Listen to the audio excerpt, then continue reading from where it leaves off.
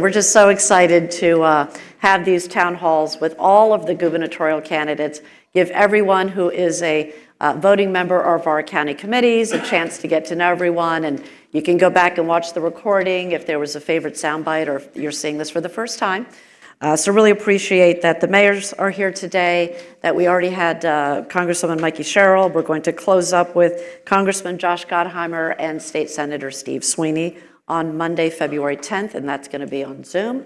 And I will repeat, the only reason we've had to juggle all of this and not do one big marathon is because it just didn't work out with everyone's schedules. So again, they're being recorded. I appreciate everybody who's out here today. And last pitch, it is Morris and Sussex counties. We always need candidates.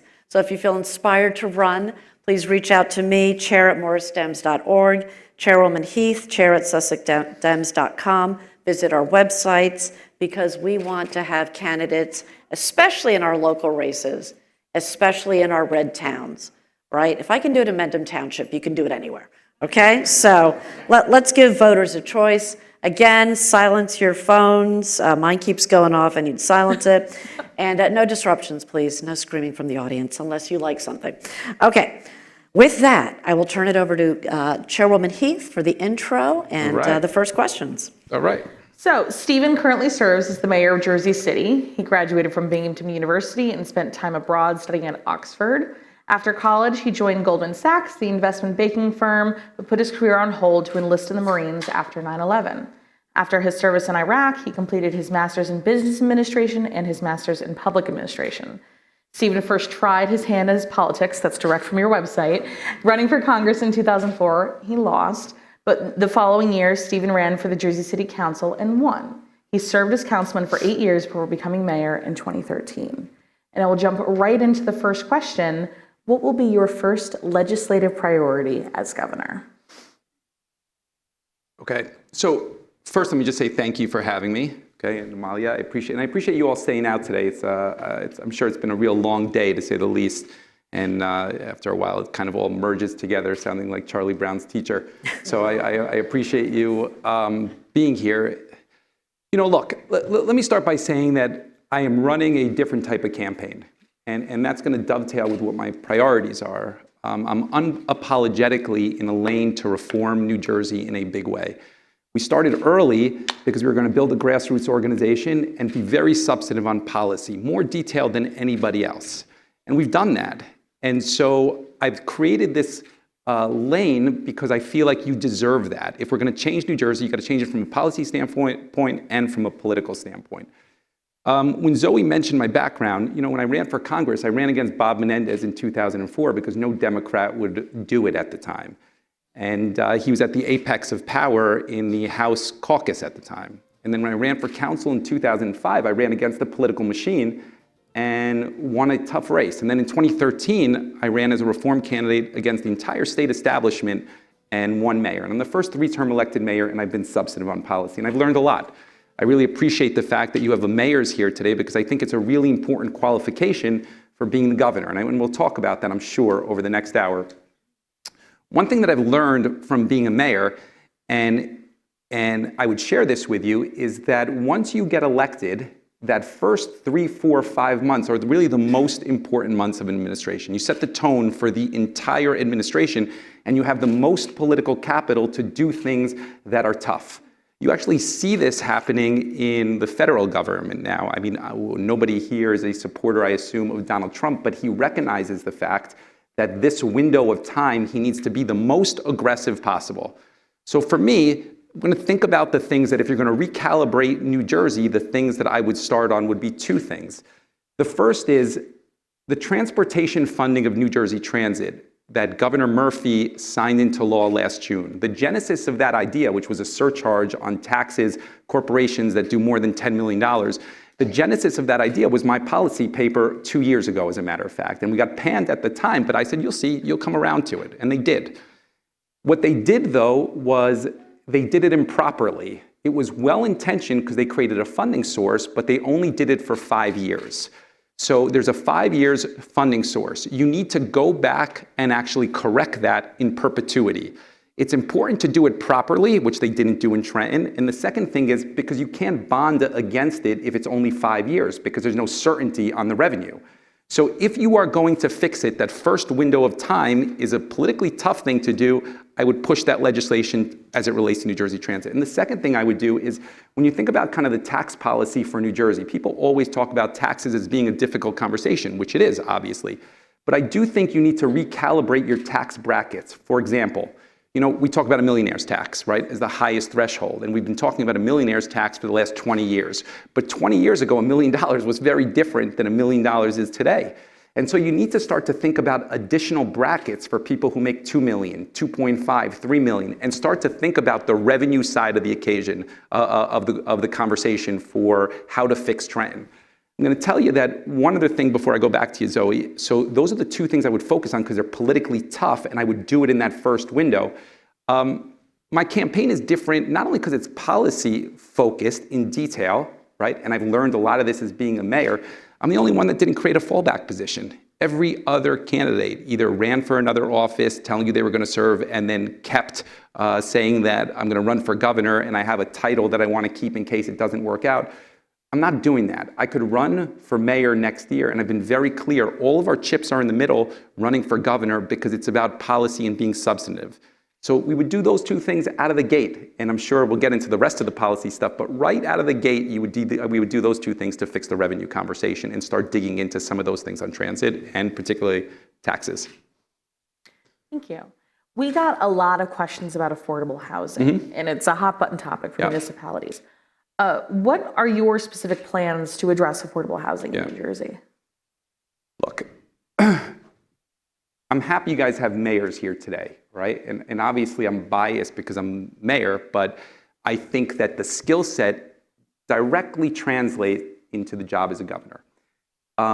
Look, the last 8 years, you had Governor Murphy. We could have agree, disagree on his performance, but he came from a place where he was the ambassador to Germany. So didn't understand municipal government, the nuances of how a mayor and you integrate with taxes and your municipal government.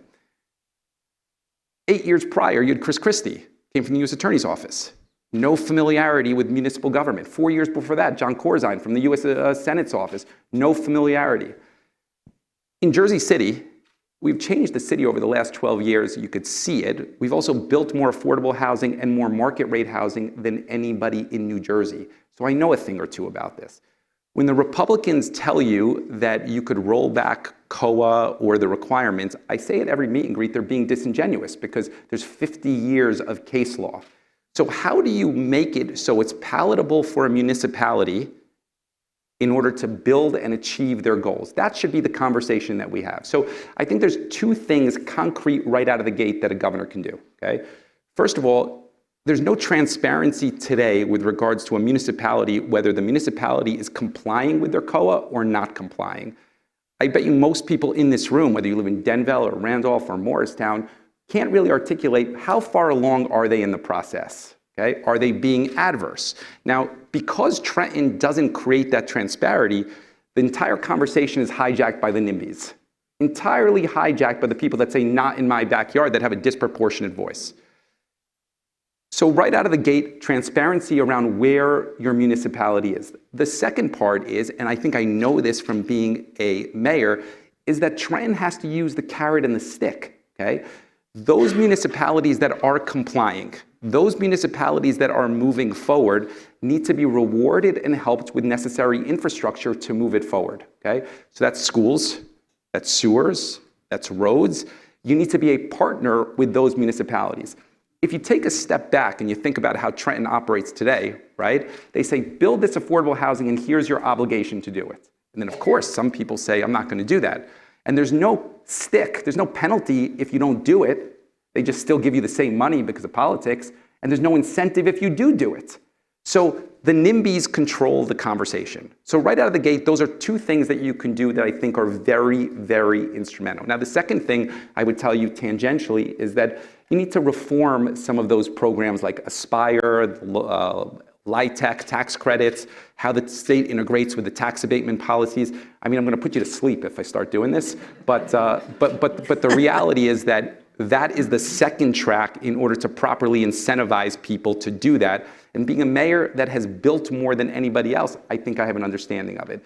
Now, Jersey City, despite the fact we've built a massive amount of affordable housing, we do not have an affordable housing requirement. I testified in Trenton. This is another thing. I did testify in Trenton as the only mayor saying that when you put the COA new affordable housing in place that they did last October, you should have included Montclair, Jersey City, Hoboken, that has no affordable housing requirement. Why is that important to you? It's important to people in Morris County because there's some people in Morris County that say, hey, we can't handle 300 additional units. Hey, we can't handle 400 additional units. And a place like Jersey City alleviating some of that burden and stress to reach the overall goals for the state is really important where we can help you. And I think being a mayor, I have an understanding of that in a more comprehensive way. All right, I'm next up with the questions. I think the challenge with the affordable out here in Morris County is that it becomes a builder's remedy, lawsuit kind of thing, and then it's not just, you're getting 80%, right, market rate versus actually getting the goal that we're trying to achieve. So anyway. I think that I could talk a lot about that because I'm a local elected official. I think a lot of that happens also, it's a good conversation. I think a lot of that happens because, again, the NIMBYs control the dialogue, right? Everywhere. They control it everywhere. I mean, you see it, there's 21 municipalities suing the state of New Jersey right now, okay? And why? Because people just knee-jerk reaction saying, yeah, of course I don't want affordable housing because people have this stigma around it, which is kind of subcontext. There's some racism components in there of who they think is kind of moving in there. But if you're honest about it, right, and say, okay, how do you dislodge the NIMBYs from controlling that dialogue? I think you can be very effective. And the second part is you need a governor that will use a carrot and a stick. If it is our mission to desegregate schools, if it's our mission for affordable housing, you can't just say it. You have to use the levers of government in order to achieve that. And I think that's a big disconnect from what happens today. Good point. I also think it's the ratio around the affordable to market. Anyway, we'll have coffee another time. Okay, so in addition to affordable housing, many people are very concerned about the overall high cost of living in New Jersey. Okay. So what would you do if you become governor to reduce the tax burden on residents? And as part of your plans, would you promote shared services across municipalities and even the mergers of municipalities? Let me ask you, has anybody said no to shared services? Like, do you like puppy dogs, right? It's kind of like that kind of, did anybody say no or no? No, of course not. It's making it happen, that's the issue. All right. Let me start on shared services, okay? Again, best indicator of how somebody will act in the future is what have they done in the past? There is nobody running for governor that has more experience in this conversation than I do, both successful and failures. And I learned in both of those, okay? Give you an example. When I came into office, we had these autonomous agencies, parking authority, incinerator authority, etc. We eliminated them. We consolidated them into other departments. Fire and police, consolidated them into public safety. Schools, we would integrate a lot of the shared functions between schools and the city. I have a track record on this. I think it's really, really important. Also examples where I failed. We were down the road to merge our fire department with Hoboken. I have 700 police firefighters that report to me. We're the largest fire department in the state of New Jersey. Hoboken has 150. I need to build a firehouse on the border of Hoboken and Jersey City. They have a firehouse right there. I thought there were synergies. The unions pushed back. We weren't able to get that successful, and I learned a lot through that process. Yes, I think it is crucial that you do have shared services, but if somebody tells you that they are going to be able to force municipalities to merge, okay, they're probably not rooted in reality on how this works, okay? Because somebody who chooses to live in Metuchen, as an example, Metuchen is a donut hole in Edison, okay? Think about that. It's crazy, right?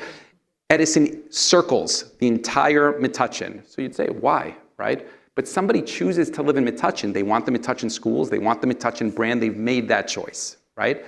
So I would argue that the way to attack the shared services situation and consolidation is you got to piece out pieces of the government that are less offensive to people. I'll give you an example. Health department, okay? Health department. Some municipalities have their own health department. Some have a county health department. Some have a regional health department.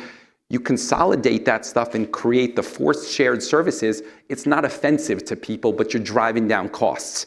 And you pick apart the government in the ways that you could consolidate without saying outright, I'm going to eliminate Metuchen. Because if you say I'm going to eliminate Metuchen, it's never going to happen. But I could tell you, I could strip out a lot of things within that government that I know from experience that would achieve the end result, which is your goal, which is basically driving down cost for government, okay? Now, with regards to affordability, okay? I mean, look, our budget is $800 million in Jersey City. I know a thing or two about municipal budgets, okay? We're the only municipality with its own pension system in New Jersey. We have the state pension and the municipal pension, so I know a thing or two about this. I think that there are two things that you could reform in Trenton out of the gate in order to create better access to you for a budgeting situation. The first is their budget process starts 2 days before it is adopted, okay? So the last day in June is when they introduce the budget for you to see in the public, and it's passed before July 1st, okay? And so when the Republicans make the argument, which you'll hear Jack Ciattarelli make often or Bill Spadia, that the budget has blown up $20, $30 billion, there probably is some truth to that. And sunlight is the best cleanser of that. The way a municipal budget works is that you start it in January, February introducing, and then it gets adopted 3-4 months later. And that cleansing is really important. The second thing I would tell you is that, going back to understanding municipal government, okay?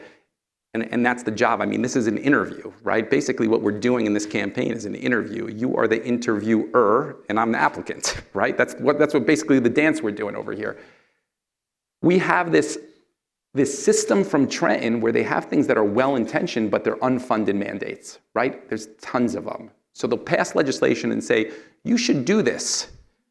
You're required to do this, but we're not going to help you out with money to do it, okay? I mean, we could go back and say affordable housing is a good example of that, to be perfectly honest with you. Last year, Trenton passed lead remediation. It's going to cost us $10 million a year. Solve it in 2 years, lead remediation. We had to hire 20 people, okay? We had to go through this process because they didn't have STD tracking.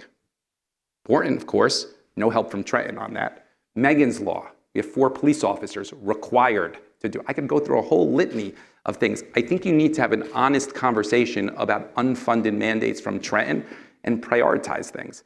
It's why I started the conversation, I'll just close on this. I started the conversation saying those first 3 or 4 months are really important to do the heavy lifting. Fix the revenue side of the equation because you're not going to have that window again.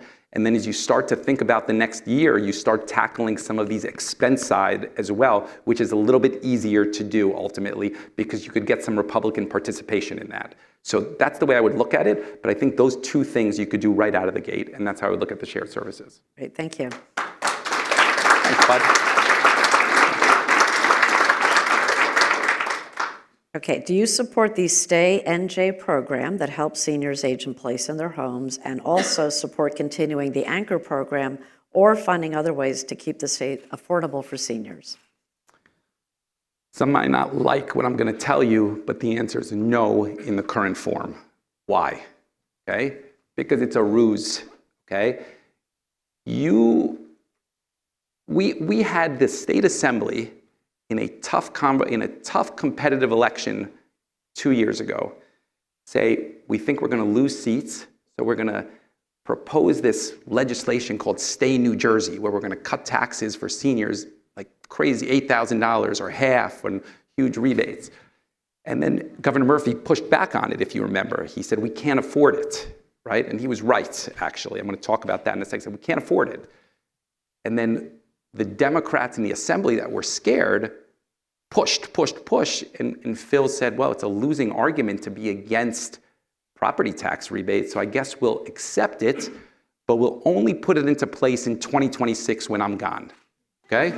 So that's where Stay New Jersey is now. Now, the Stay New Jersey program requires the legislation, if anybody would read it, unfortunately I have, right, is 12% surplus in the state budget. If you don't have a 12% surplus, it is not possible for that to be enacted. That is language in the legislation. I'm going to tell you a little secret. We don't have a 12% surplus, not last year and definitely not this year, okay? They forced Governor Murphy to put aside $1.2 billion so far towards this program. But in order to have Stay New Jersey work, you need to have that 12% surplus, which I told you about, and then you need to fully fund the pension system. Two huge obligations, which are important, but unlikely to happen. Okay. So current form, I'm being honest with you and telling you it's not palatable, okay? What can you do? Because property relief is important. Stay New Jersey today triggers if you make less than $500,000 as a senior, okay? I think we can agree in this room that somebody who makes $500,000 is not somebody that is really in a place that we should be prioritizing as it relates to our property tax relief programs. Everybody should have property tax relief, but if a senior citizen is making $500,000 a year, okay, and we have to make choices, right, because that's what government's about, it's probably not ultimately where we should be focused. You gotta lower that number, 500,000, because it becomes affordable if you make that threshold 150,000, 200,000. I think that's a reasonable thing to do, number one. Number two is the program today doesn't really focus on renters, okay? It focuses on homeowners. And if you're really gonna think about kind of New Jersey being affordable, right? There's a lot of seniors that rent and they're rent burdened, right? And so you really gotta think about that area as well. I would not scrap the entire program is what I'm saying, but I think in the form today, anybody who tells you that you're gonna ever see that program enacted is probably lying to you, is 100% lying to you. But I think that tax relief is important and we would focus on it. Thank you. Continuing with affordability, Yeah. what can the state do to control the high cost of health insurance and to expand access to health care for folks who are underinsured or uninsured? Yeah. Health insurance. So I would say that I would urge you all, if I didn't put you to sleep yet, okay, then go to my website and you'll see kind of the amount of detail that we outline what we're going to do to change New Jersey, right? It's a totally different approach from anybody else. I mean, it's detail, right? And it's based on experience. I mean, I hope the one thing you walk away from this is saying he's competent, he knows what he wants to do, he's clear focused, and I may not agree with everything that he does, but I do know that he understands and believes what he's saying. With regards to Medicaid and Medicare, it's a federal program, and universal coverage in any way is not something that the state can handle. There's one state that is exploring expansion, that's California, and I watch it, okay, because I'm just curious how that's going to work out ultimately. So that is not direct purview. What I would tell you is that there are two big drivers of healthcare costs in New Jersey that need to be addressed. The first is Horizon. It has an absolute monopoly in the state of New Jersey, and that is wrong. You could see how their systems are antiquated, who their lobbyists are, lobbyists that are involved in this campaign, as a matter of fact, okay, with some of the other candidates, and how they control the entire dialogue. You need to open that up for competition. It's really, really important. The second part, which works in tandem with that, is that you've seen a tremendous amount of hospital consolidation in New Jersey, right? And what happens with those consolidation is that the hospitals now are dictating to the providers, to the doctors, saying, you can only go here, I will only reimburse you that. And so it's taken away your choice, ultimately, okay? Horizon, go back full circle, has relationships with these hospitals. So it's a totally ridiculous system. Let's say you have a knee replacement. If you go to, let's say, Christ Hospital in Jersey City and Hackensack, okay, same knee replacement, same exact thing, Horizon will reimburse the hospitals totally different amount of money based on their individual relationship. And there's no transparency to what their individual, because it's by law, okay, which is crazy. Why is it by law? Because Horizon controls the dialogue in Trenton, period, okay? And that needs to be recalibrated. There's nobody, and I'm open about this. I mean, Horizon and the hospitals hate the fact that I say this. I say it all the time. Those are two areas that if you're gonna change New Jersey's healthcare, you need to dig into. The hospital consolidation, because you need to put the responsibility and the decision maker back with the doctors, because that's in your best interest, ultimately. And then the second thing is Horizon. That's it. We told you it was like tennis. I know. I said to her, maybe I should sit over here so I can talk to both of you. Another huge area of concern is transportation, the unreliability, the high cost of New Jersey transit specifically. Terrible, right? What is your plan to improve public transportation and improve New Jersey transit? Yeah. Well, I told you it's one of the first things I would do. When I started the campaign, we started, like I said, a year and a half ago, and they said, why'd you start so early, blah, blah, blah, blah. And I said two things. If we wanted to build kind of this grassroots organization, it takes time. You can't do it in 6 months, which we're doing. Secondly, if you want to be substantive on policy, it takes time too, if you want to give it the runway and conversation that it deserves. So our campaign would roll out one piece of the platform, for example, transportation, right? Most people, or if you go to their websites, I would urge you to do this, would say their transportation policy is like 1 or 2 bullets. We need to fix transportation, something like that, right? And mine is 18 pages. It tells you, this is what I learned doing it in Jersey City. This is what I think and know I can accomplish for the state of New Jersey, okay? And it's outlined that now not everybody's gonna wanna read 18 pages about trains and buses, totally got that. But there's a lot of people that do. And when we do these Zoom calls after we rolled out our housing plan or transportation or health and human services, we'd have hundreds of people on these Zoom calls talking about this stuff. On transportation, there isn't a person, and I would put maybe Governor Murphy in this, okay, that has as much experience dealing with transportation as I do. What do I mean? Microtransit, the largest microtransit system in New Jersey and one of the largest in the world, okay? 2.5 million rides over the last 4 years.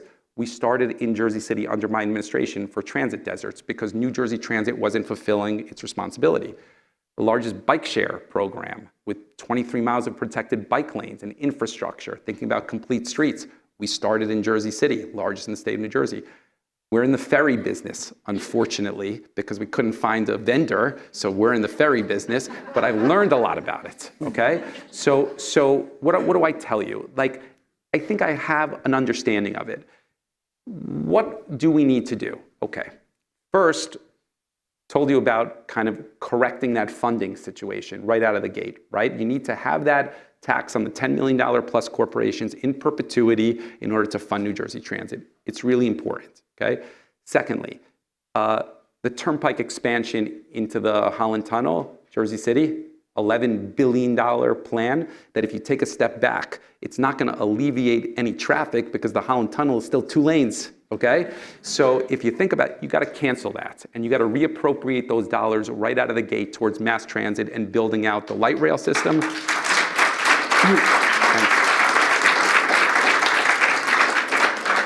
So those are 2. On buses, right? New Jersey Transit 20 years ago started this process of privatizing their buses, right? So you have private vendors now that operate those bus lines, like Academy, for example, right? But if you think about it objectively, it's a difference of goals between how government views mass transit versus how a private vendor views it, right? Our mission is, yes, we lose money on mass transit everywhere in the world. Mass transit loses money, but we're getting people to a place back and forth, right? A private vendor needs to squeeze the routes to make money. They're a private corporation. That's their mission, right? So how do you squeeze a route? Maybe less frequency, maybe you clean it a little bit less, and that's why you have the feeling that you have. So you need to bring that back in-house. You got to get away from the privatization of the vendors, number 1. Number 2 is you got to get the funding in place. Number 3 is you got to reappropriate those dollars to modernize those train stations and make people feel that it's reliable and clean and safe. And those are 3 things you would do right out of the gate. I think that Phil Murphy has done a very poor job on transit. There's things that he's done very well, and there's things that he's done very poorly. This is an area that I think he's very poorly. Thank you. Thank you. All right, shifting to,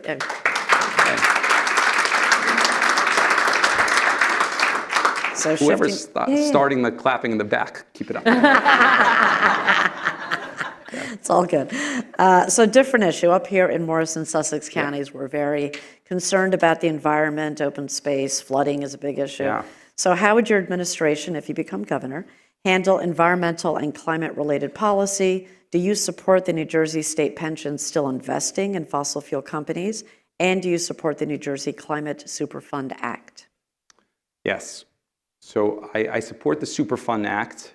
We've been in litigation that has been resolved now with some Superfund sites, 2 of them, Honeywell in particular in Jersey City, 20-year process, 20 years. And now it is going to change the entire west side. We're building 8,000 units with 35% affordable housing, the largest affordable housing project of its size in the country, okay? And that was a Superfund site that we sued, and it took a long time. So anything that expedites the litigation and the legal component, I think is very helpful. We're going to have a tough go of it over the next 4 years with regards to the environment. I think that's very clear, okay? And that's a shame because it's a quintessential threat to the world right now, and you see it more and more. There's one candidate out of the 6 of us, one, that has an environmental policy in detail on his website, in detail. It's me, okay? Why? Okay. We've done a lot in Jersey City on flood mitigation, on open space. I think that needs to be replicated. How do you replicate some of that stuff? Christie gutted the DEP. So I think the first thing you need to do is staff the DEP appropriately in the state, okay? And that's really important because that's the enforcement mechanism against some of the developers. And in order to create, whether it be Green Acres programs and administer that, or accountability, the DEP is still at the staffing levels that it was before. Trenton needs to prioritize that. I think the second thing is that you need to focus on open space preservation. We have here and that is something that you don't need the federal government to do. That's why I say that, right? There are things that unfortunately are going to be more difficult. Wind energy, really important to think about renewable energy sources, but if you're fair about it, in a federal government that is totally adverse to it, and you need that money in order to make it work, it's probably not the place that we're going to have the biggest success, right? Where can you have success? Talk about the warehouses, okay? We have a proliferation of warehouses in the state of New Jersey that don't create jobs because they're automated, and frankly, they're using the state because we're a corridor state in order to deliver elsewhere. And that removes valuable open space that'll never be returned, and then creates flooding issues in the vicinity as well. I think you need to be aggressive on that, right out of the gate, aggressive in how you change zoning, create moratoriums around that. I think it's something you could do right away.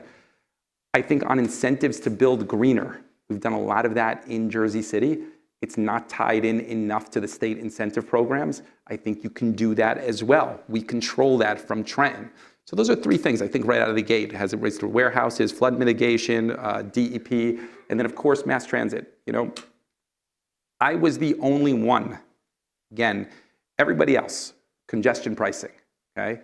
Because why? Everybody was against congestion pricing. I get it, some people in this room would probably tell you that I'm wrong, but give me a second because it's an environmental issue, okay? When Mikey, Josh, and Phil tell you that they are opposed to congestion pricing, okay? I want you to think about it in a couple ways, right? First, who else is opposed to congestion pricing? Donald Trump is opposed to congestion pricing. Who's a supporter of congestion pricing? Both Obama and Biden, okay? Let's think about beyond that, okay? Who are you fighting for? Who are you fighting for? Do regular working people drive their personal vehicles every single day to Midtown Manhattan and then spend $1,200 to park their car in Midtown Manhattan? Is that right? No, it's the wealthiest 2% of New Jersey. Regular people take mass transit. And you know what? Congestion pricing is working because reduction in commute time, 40% since it came in, right?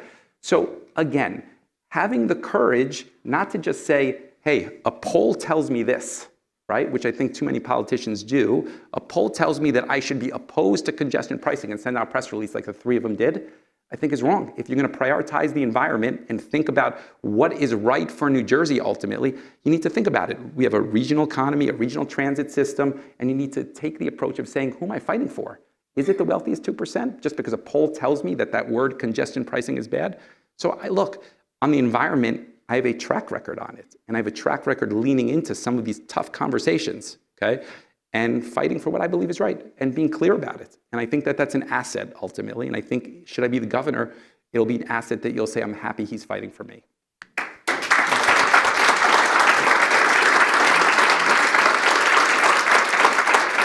Do you feel like you're in a tennis match, by the way? Yeah, totally. All right, so we did get some tough questions. Shoot, go ahead. So this is a lengthy one that came in, so I'm going to read the whole thing.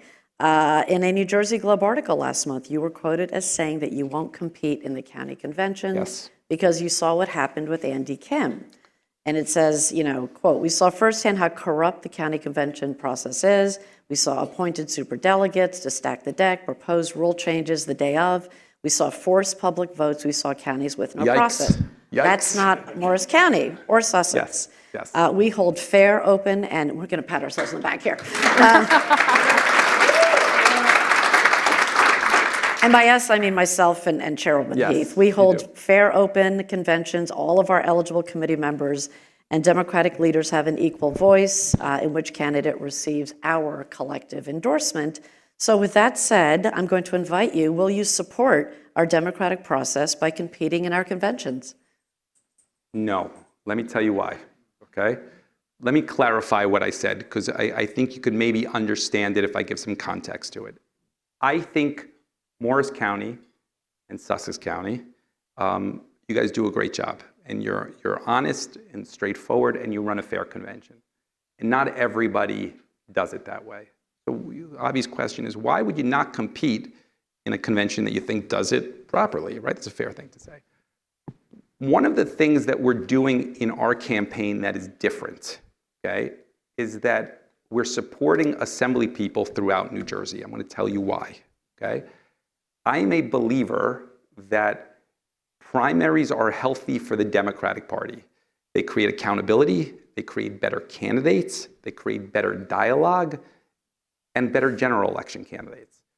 In New Jersey, because of this system that we have all these people with obstacles, and really there hasn't been the primary situation, and incumbents don't lose in 30 plus years. They just don't lose because of this system. So I thought, when I started this campaign a year ago, I said, I'm already going to be mailing your house eventually. Maybe not as much as Sean Spiller, but I'll mail your house. Okay? We already talked about that. Oh, you did? Right? So I thought that if I'm already mailing your house at some point in this campaign, why would I not try and help down ballot people get elected, right? People that want to run, that are good and create accountability and conversation. Now, you all and me wear the burden of no primaries and no accountability. Just think last year, right? Oprah, right? Oprah was rolled back. The year before, campaign finance was rolled back. Everybody went down there, good government advocates, and said, don't do this. Like, who does that, right? In the year 2024, rolls back public access. And they pushed it through. Why did they push it through? Because they had a chairperson or somebody that said to do it, and those legislators feel that they're not accountable to you. They feel like they're accountable to that one person. Okay. So the political system in New Jersey hates that I'm doing this. They hate it, but it's to your benefit. So we sent something out and we said, look, we're going to run primary candidates. We're going to solicit if anybody wants to run, okay? So we put a link on our website, and in that first month, we had 150 people apply, okay? Doctors, lawyers, former council people, former mayors, good people that for whatever the reason, the party would say, we don't want you there. We set up committees to interview these. I wasn't a part of it because I just didn't want to be involved in that component. So we set up, generally it was activists in a county, and they would set up the screening process, and they settled on 40 candidates. You could look on my website and their bios. They're really terrific people. I'm proud of them all, right? Like, they're really, really terrific bios, and people that you would say are good people to represent you. So what does that mean? It's complicated for me because most of the counties aren't one legislative district. they span multiple counties, okay? And so, for example, if I'm running somebody in Mercer County, which historically had a better process, okay? Now maybe they're arguably an appendage of the Middlesex boss, but let's put it this way. Let's say Mercer had a better process, and I won in Mercer, and let's say my assembly people didn't win, or we go into Middlesex, which overlaps those districts, and none of us got it. It becomes very hard for me to coordinate and message for those assembly people. And I can't leave them behind. I can't leave them behind. I brought them into this process. I cannot do that to them, right? So I got your slogan, hypothetically. You said, Steve, we're with you. But these assembly people, I don't know, right? We got this guy that we like, or that girl that we like. What am I going to do about that, right? I wouldn't like it if somebody did it to me. So what I say to them, we're not going to compete in the conventions. Besides, you are an outlier. Middlesex is rigged. Essex is rigged. Hudson is rigged. Mercer is rigged now. All of South Jersey is rigged, okay? So like, to what end? To what end are you doing this ultimately? So what I say, why am I here? I'm going to be at the conventions best I can, whatever they allow me to be, to say greet people, to tell you that I value the work that you guys do, particularly in Morris, and your chairs here in Sussex, but I can't compete because I got these assembly people. I got these assembly people and I can't leave them behind. You wouldn't like it if somebody did it to you, and I think hopefully you could understand my rationale. I do hope that you give me the benefit of the doubt come June 10th, and that you say, maybe I voted for this person for the convention, but I really like Steve better, so I'll vote for him at that point. Okay. All right, I'll take that answer. Yeah, we're definitely not rigged. Anyway, go ahead. You guys Zoe. What will you do as governor to protect New Jersey residents from the harm the Trump administration attempts to inflict? For example, how would you ensure the safety and well-being of transgender youth? And what measures would you implement to safeguard all immigrants from harassment from ICE? Yeah. I'm going to break that out into two. Sure. Okay? Well, three. Let me start by a premise, okay? That if we nominate June 10th a Republican light, okay, there is zero chance we will win in November. Mark my words on this, okay? Zero chance. Because if there's anything that we learned in this last November's election, and part of it was, if you think about Kamala, right? Like, her history was all over the map on some issues, right? Like fracking, yes, Middle East, this, that, all over the map. And it was hard, even as a supporter, to defend some of that stuff because it was confusing, right? So if you don't have core convictions, and if you can't lean into those core convictions, there is zero chance that the base will be motivated enough to come out in November and be successful, okay? I have a track record, okay, as it relates to those tougher fights. When Bob Menendez, and they hate me for it. Why does the establishment not like me? I mean, I think I'm a nice guy, but they hate me, right? Why? Because when Bob Menendez is at that apex of his power, right? Yeah, I was willing to say no, like maybe we'll have a little bit of checks and balances. When George Norcross was at the pinnacle, right? There was only one person in New Jersey that was willing to say, you shouldn't be doing that with those union contracts, and that's wrong. It was me, okay? I'm the same situation as it relates to Trump, right? And I think I have a track record on this as it relates to the trans community, okay? In 2018, so long before this conversation of what the trans community looks like, okay? Long before it, there was one municipality, that extended healthcare coverage to our trans employees. It was me in Jersey City. I did it proactively at the time because we had 3 trans employees out of the 3,000 that work for Jersey City, okay? We have a perfect rating with regards to all of the most important indexes on the LGBTQ issues, okay? Because we have a large LGBTQ workforce and community in Jersey City. 2 weeks ago, a state senator from Bergen County, Paul Sarlo, did an interview with Steve Adubato. And he basically said that we lost, this is a Democratic state senator, a long time in Trenton, okay? He basically said, we lost in November, and he focused on the trans issue, okay? And I called him afterwards. I wrote an op-ed, which was published, which we could share. And I had him do a call with some in the trans community to better understand how his words impact people in a way, in a community that has astronomically high suicide rates and depression rates and drug use rates. So when you have people that should be defending you, the people that you think are your backstop are saying, we lost because of you, right? It's fundamentally wrong in so many fronts. I've been out there on this, and I don't apologize for it, because I have friends that are trans, and I know people that are part of our community, and I think that it's important to stand with them. As it relates to the immigrant community, in 2014, right, Jersey City, our administration, founded an immigrant affairs office in City Hall. It is currently the only nationally accredited immigrant affairs office, federally nationally accredited immigrant affairs office in any municipal building in the country, okay? Why? I'm from a family of immigrants.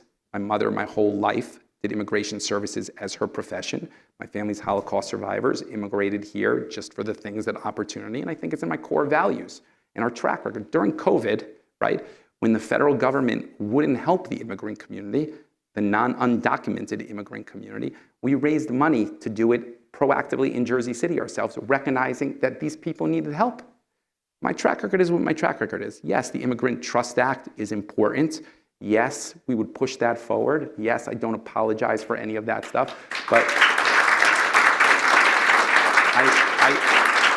I think it is really important for whoever the governor is to select an attorney general that has a strong backbone, that is willing to dig in. I think Matt Plotkin is great. I think he's shown that he's willing to do tough things, for sure, right? And I think you need somebody like that. I think it's really important. The next governor needs to be able to select somebody that is independent, strong, cares about the environment, and cares about our most vulnerable communities. And I have a track record of those stuff, because everybody probably gets up here and tells you they're going to fight for you. They're going to fight for you, right? And again, there is nobody in New Jersey that has the same scars I do, for better or for worse, from digging into those tough fights. A lot of people hate me because of it. I don't know why. Okay. Right. All right, couple more questions, Yeah, and sure. then we'll wrap up.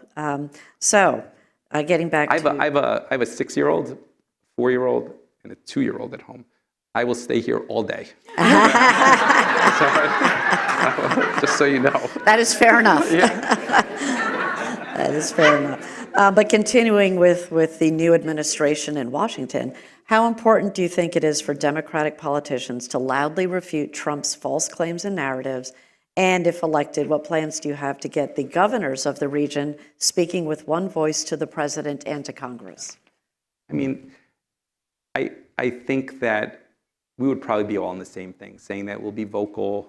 And I think it's important to be vocal. I think it's particularly important, and I'm going to say this, we have 2 Congress people that are running for governor that, to me, I'm going to say it has been fairly disappointing on some of the tough issues over the last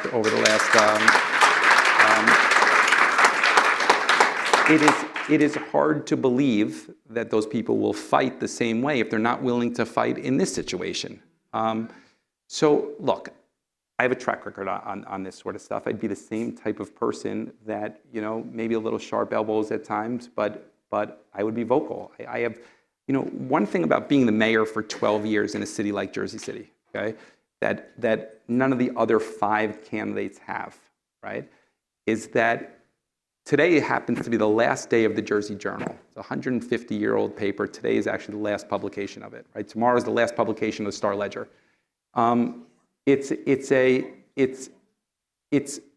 Jersey Journal is part of NJ.com. And when NJ.com and the Newhouses got rid of all of these other county properties, they kept the Jersey Journal for the last 15 years because it had this historical part of it, right? Now, the Jersey Journal, every story hits NJ.com, and it's only Hudson County, of which 50% is Jersey City. So I've been scrutinized for the last 12 years and vetted that everything's out there for me, basically. It's like no other candidate could say that. Phil Murphy could say it. I could say it, okay?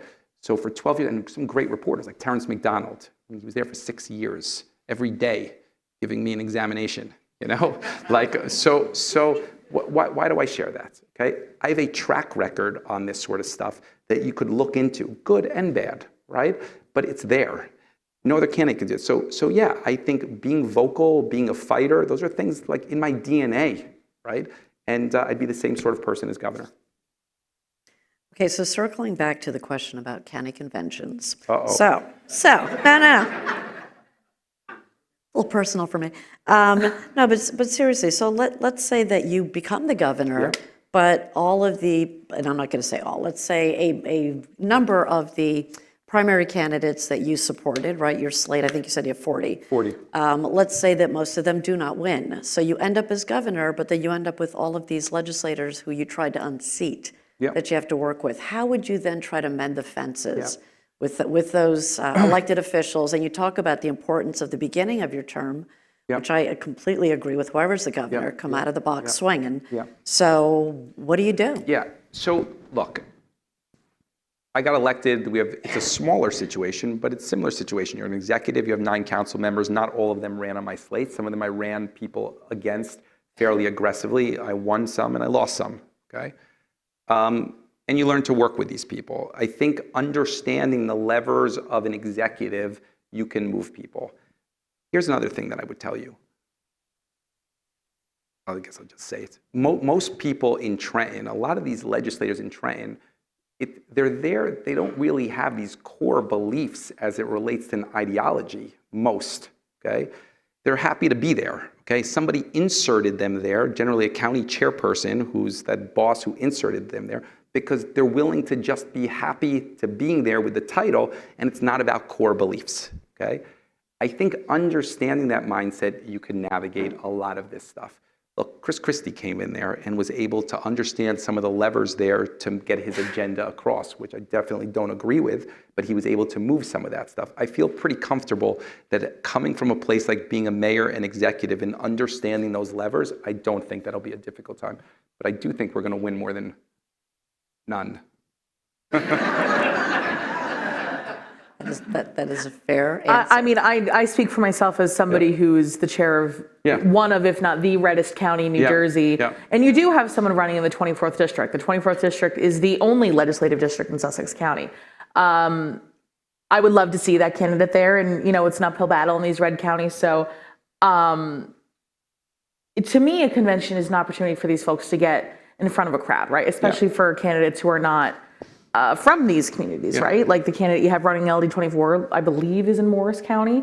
So to me, as somebody who hasn't heard from them yet and wants to see any Democrat win in that district, I would love to see them compete at my convention. So I mean, look, some of these, I don't control these candidates. Of course. So I will certainly mention that, but I think the important thing becomes a little bit complicated around some of the messaging stuff, right? So if I'm sending out a mailer, right, and the gist of the mailer or the communication is find the people at this slogan, because the slogan is the tagline that's synonymous, right? And we have, I'm not sure if you know, Sussex County has never had the line, so we have always used a slogan platform. Right. So the slogan is complicated because if I have a different slogan than that person is why it gets complicated. But I'm going to mention them to reach out to you. I think that's a good thing. Sure. Do you want to wrap up with those final two? Yes. Okay. Is that a question? I'm questioning. We're going to hold audience questions till the end. Okay. Last 2 questions from us, though. All right. If you are the nominee, yes, how will you defeat the Republican candidate? And if you are not the Democratic nominee, will you support whoever wins the primary in the general election? Yeah. So yes, I will support the Democratic nominee. I don't like to talk about it in that because I'm very superstitious, but yes, of course, I would support the Democratic nominee. How would I win in November, is what you're saying? Yes.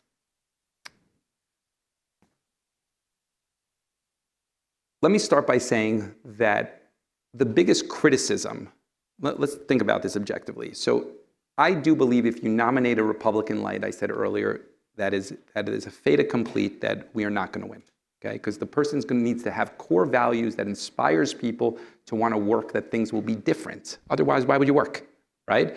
So I think it's important as a starting place. The second thing is that if you think about the most simple messaging from a Republican about the November election, right? They're going to say this person, whoever it is 4 more years of Phil Murphy. That's what they're going to say, right? They're going to say, you didn't like the previous 8 years, or the previous 8 years did X, Y, Z. It's 4 more years of Phil Murphy. Okay, that's what they're going to say, right? And for certain people, that's going to be something that's going to move people because they're going to say, well, Phil Murphy had a close election last time because he's not overly popular beyond the Democratic Party. In the Democratic Party, he is, but beyond that, I think that the person that has the largest breakage with the Phil Murphy legacy, good and bad, is me, okay? And that track record is important because it would be very hard to say you are a continuation of that. There's other candidates that have been here that have the entire Phil Murphy apparatus around them, okay? Every consultant is the same. Every professional is the same, okay? And what do you think the knock is going to be on that person? It's 4 more years of Phil Murphy. Secondly, when I ran for city council in 2005, we ran against the Jersey City Democratic Organization, and Hudson County Democratic politics is a little different, right? It's like sharp elbows, right? And hard to win outside of that. And we won. And we did a lot of change as a result of it. In 2013, when I tell you I ran against the entire apparatus of the state, I'm not even doing justice to it. I mean, everybody was against this. Cory Booker felt the need to come in. Michael Bloomberg cut commercials against me. Okay, he was the mayor at the time of New York. It was then one of 2 races in the country that President Obama directly engaged. He did it on behalf of Rahm Emanuel in Chicago and on behalf of Jerry Healy in Jersey City. Okay. Now, I tell you, I'm the first 3-term elected mayor in 70 years there. Okay? Why? Because we organized and built something that is really special and unique, okay, as it relates to how politics happen. I was substantive on policy. I told the people in Jersey City, if you elect me, this is what I would do. And then I followed through on it, and I think Jersey City is better for it, ultimately. If you look at the health of a campaign, okay, a normal person, right? There's 2 types of people, right? In New Jersey, right? What is the strength of a campaign based on? In New Jersey, they would say, well, how many of these political county chair people are with a person? How many, right? Oh, that person's strong, right? That's what they say in New Jersey. In the rest of the country, they look at other indicators. They say, well, how much money has the person raised? Well, we're number 1 on that. They would say, how many volunteers do you have? We have 1,200 active volunteers every single week, far larger than anybody else. We're number 1 on that. You would say labor support, right? It's us and Steve Sweeney. I'm not a labor guy. Mayors, right? We have just as many mayors as anybody else, right? And I want to tell you something about that. When Mikey, Josh, Sweeney, right, put out these list of endorsements, 100 people. Look at all the people I got, right? In many situations, it's like a cattle call of endorsements, and council people just kind of add their name to these press releases. Like you saw it in Bergen, right? Paul Giuliano, who's the chairman, would get all these council people, and you'd have 100 people on this. Say, look, I got 100 people that are endorsing me, is what Josh would say, right? For me, because I'm unapologetic about changing New Jersey, both legislatively and politically, for somebody to stand with me is tough. They're willing to take heat. They're willing to say that I'm with this person despite the fact that I'm going to get pressure, okay? And we have a large number of people doing that. What does that tell you? That our campaign is robust and strong because people are energized because they believe in what I'm saying, that we're going to change New Jersey. I outlined for you, I think in a lot of detail, some of the policy stuff and the politics as well, because we're creating accountability in the system. And that is the reason why I think that we will be successful in November, because I have a track record of doing it outside of the political party. And we have a message that people could understand and be motivated around. And that's why I do it.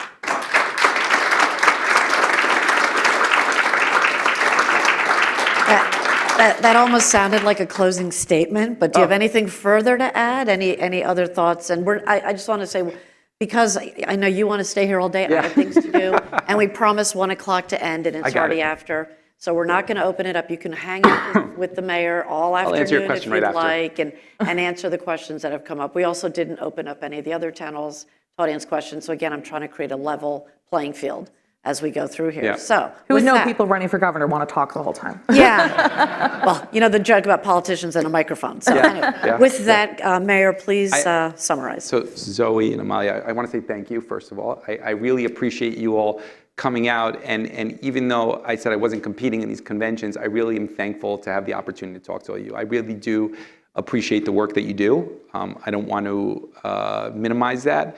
And it's different than the work that you do as a committee person in a place like Hudson County, because it's harder work here in many ways, right? You're in a place that it's a little bit uncomfortable. There's more red than blue, and you're building something, and that's not always easy. So I just want to say thank you for coming out today and caring about the next gubernatorial race. I'll tell you what I'll just close with what I started with, that our campaign is different. It's different in the political structure. It's different in the infrastructure that we built. It's different in the message, both on substance, on policy, and reform for New Jersey. And I'm clear about that. I believe that if you're a person that says, I'm relatively happy with the way that the system works, I'm probably not the campaign for you, okay? Like, that's the truth. You'd be with Mikey or Josh or Sweeney. If you believe that there's stuff that needs to change and you want somebody who's aggressive about changing it and knows how to do it and has a track record of doing it, then I am probably the campaign for you. And you could volunteer, StephenFulop.com. But with that, look, I do want to say thank you. It is going to be a tough 4 months, and these are dangerous times for the state of New Jersey and our country. And this choice is really, really important for setting the tone on how New Jersey acts over the next 4 years. And so thank you for coming out. Really appreciate it. Awesome.